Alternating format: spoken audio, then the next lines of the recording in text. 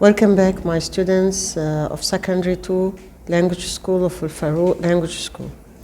Today we are going to deal with our poetry curriculum from an essay on criticism by Alexander Pope. Alexander Pope was an English poet who was born in 1688 and died in 1744. He was a famous English poet. He was very famous because of using the heroic couplet in his poems in a very excellent way.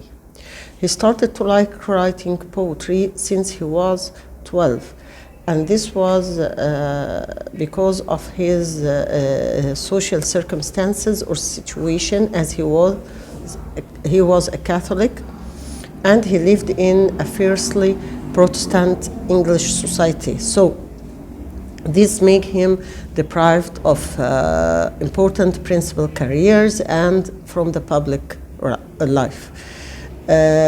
Moreover, he wasn't lucky enough to be healthy, so he suffered from illness and health problems. He was also unfortunate because he was only 137 centimeters tall, and he had a curved spine. So all of these engaged together to make him alone and live alone by himself. Still, he has a strong character, and he was genius, especially with poetry. He was influenced by great poets from Greek and Latin. He was also influenced by John Milton, and he studied his poetry by heart. Alexander Pope was also a painter, so we can see him using visual images in his poetry. He was very famous around Europe because he challenged the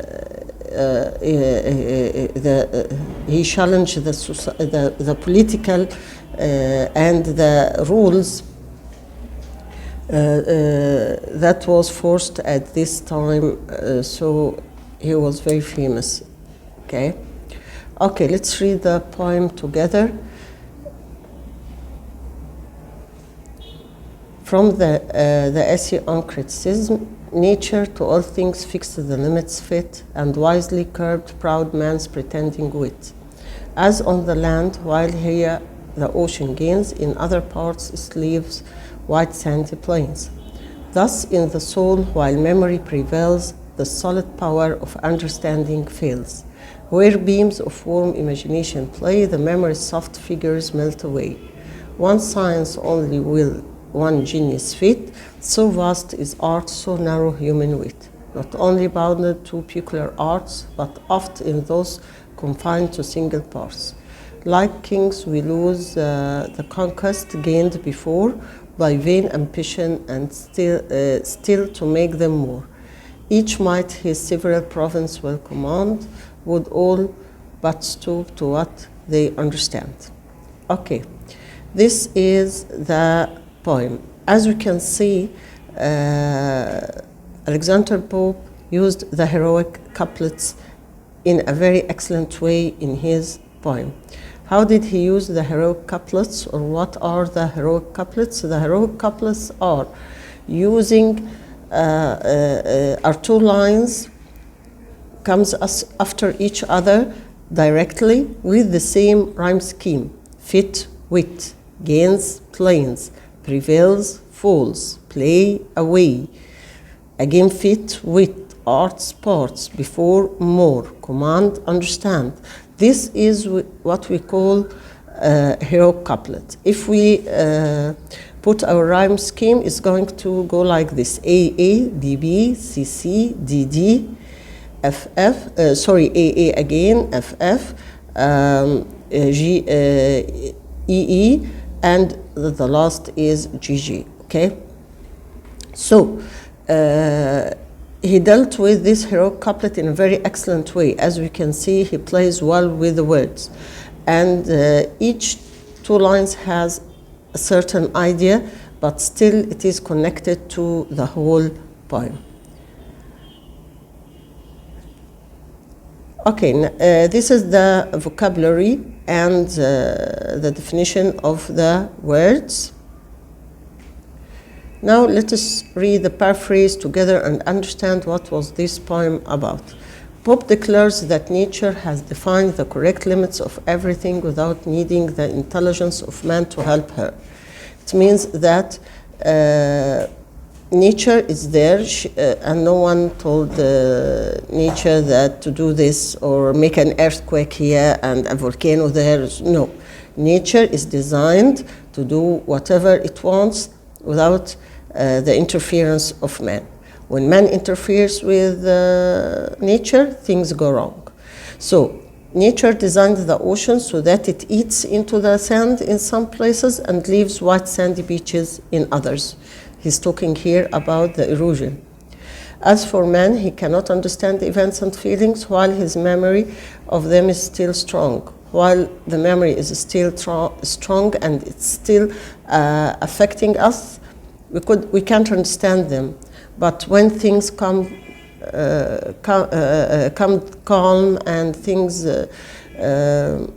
time passes, we start to understand why events and feelings happened like this, and throughout time everything slips away. He also tells us that art and knowledge, or science and knowledge, are vast, are very big, okay? And man's intelligence is limited. It can't get all of these knowledge or all of these art at once. Man is always good at one thing, and maybe a part of this one thing, okay? So man should be content to do things he does well. Often, however, like things fighting wars to extend their territory and so losing their own country. This is what really happens to man in our search for our ambition, and we want more from everything, we lose everything. If each person were to stick to which he knows best, he would be able to master it completely, of course, okay? In the commentary, as we can see, the essay on criticism is a poem in which Pope attempts to lay down in verse the rules of good art and good criticism. It means that we should criticize according to science, as Pope was a poet who lived in the Enlightenment age. And the Enlightenment age is an age where all people started to give great attention to science and the rules. Nothing happens haphazardly. Everything has a rule. The whole poem is written in heroic couplets, as we said before, the form which Pope worked in most and which he polished and brought to perfection. It means that he was excellent in it. Okay, he used it in a very excellent way. He would play with the words. The heroic couplet consists of 2 rhyming lines of verse. It is usually in iambic pentameter, and this is a way to write music in the poetry. The rhyme scheme of this extract is AA, BB, CC, DD, AA, EE, FF, and GG. A heroic couplet usually carries complete sense within itself, as we said before, even though it connects to the rest of the poem. It expresses a complete idea. This is one reason why many of Pope's couplets have become known as epigrams. Epigrams is a general truth that carries proverb or wise words inside it. Like, when we say, like kings, we lose the conquest gained before by vain ambition still to make them more. It means that kings, while they are trying to enlarge their land and enlarge their territories, they lose everything. They lose their kingdoms, they use their fortune and everything. So Pop completed to use the heroic couplet to develop and re-express the one idea he is trying to say. Pop also, as a painter and as a good painter, uses visual images, okay? Instead of using stylistic devices or figures of speech or poetic figures a lot. He depends on visual images, like when he says the ocean. When he says the ocean is eating the land on one hand, and on the other hand it's leaving white sandy beaches on the other, okay?